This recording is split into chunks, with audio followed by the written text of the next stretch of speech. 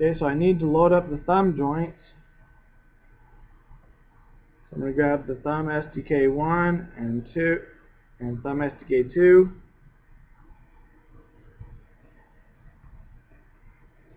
And I'm going to start working on the thumb portion of the fist. Okay. I'm going to click load driven. I'm going to set my fist to 0. Select my thumb SDKs. Select the rotate attributes for it. Click key. Okay. Set my fist attribute to 10. I'm going to select my thumb joints and start rotating them so I can make a fist.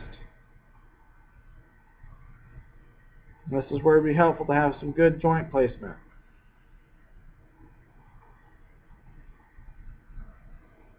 Okay, so let's say that's good for that finger. And then this one's a hinge. So we'll just bring it in like that. Maybe too much.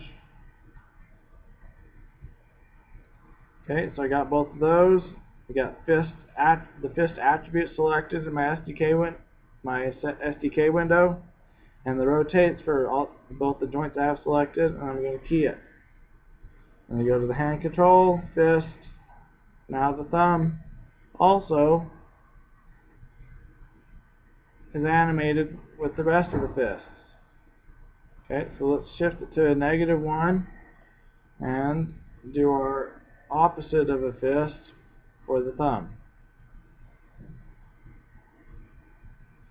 So I'm going to flail this thumb out a little bit.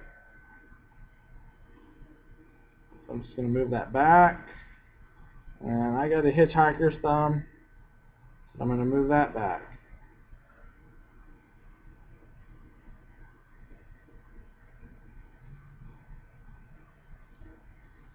Okay, and select those, press key, and I'm done with the fist attribute, or the fist attribute, yeah. Okay, so now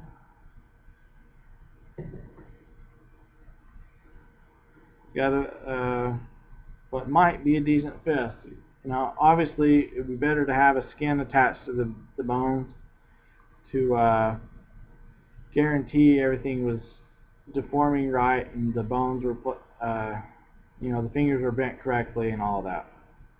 So we have one last thing to do real quick, and that's just we're going to drive the curl of the index finger. And so I'm going to go and select the index finger SDKs.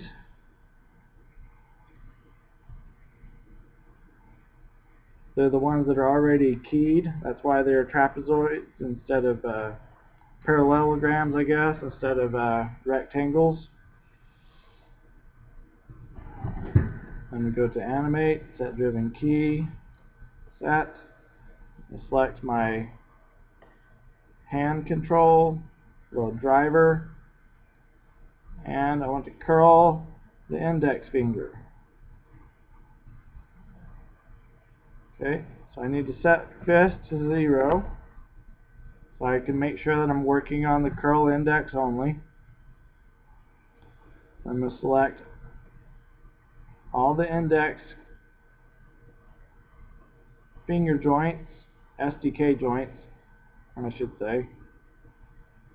Select the curl index, and I'm going to grab, I just need the rotate Z, looks like, and then key. Okay, and I go to the curl index, and I'll increase it to 10. I'm going to select the curl index joints, and I need to rotate in Z, but I don't want to rotate the metacarpal too much, so I'm going to leave it out for now.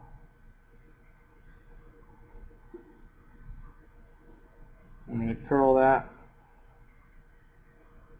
finger. Okay, and I'm going to curl the metacarpal just a tiny touch.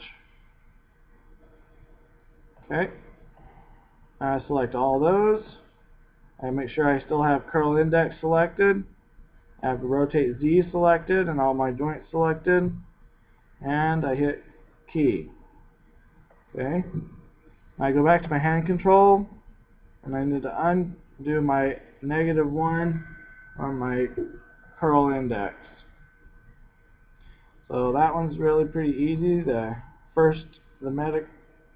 metacarpal actually kind of goes down a little bit. The first knuckle joint goes up, and the second knuckle joint kind of goes up. Just a real quick observation I made by looking at my hand. Now maybe that's not even actually true. You'd want to decide and figure that out before you implement it. But okay, so I'm going to select all those joints and make sure curl index is still selected. I got rotate Z selected on my drivens and key. Okay, now my curl index should be completed.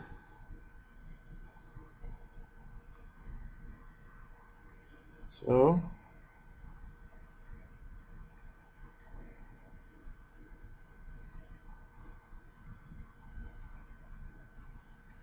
there it is. Now this process is just repeated for all the fingers for every single pose you possibly could ever need. And all these attributes will end up on this hand control, and they'll have a big long list of them. This hand control should not be moved. It should be parented to the wrist joint. So wherever the wrist joint goes, whether it's following the IK hand or the IK arm or the FK arm, it will follow. And so what I like to do, you'd want to do this only after the control has been parented to the joint that it needs to follow.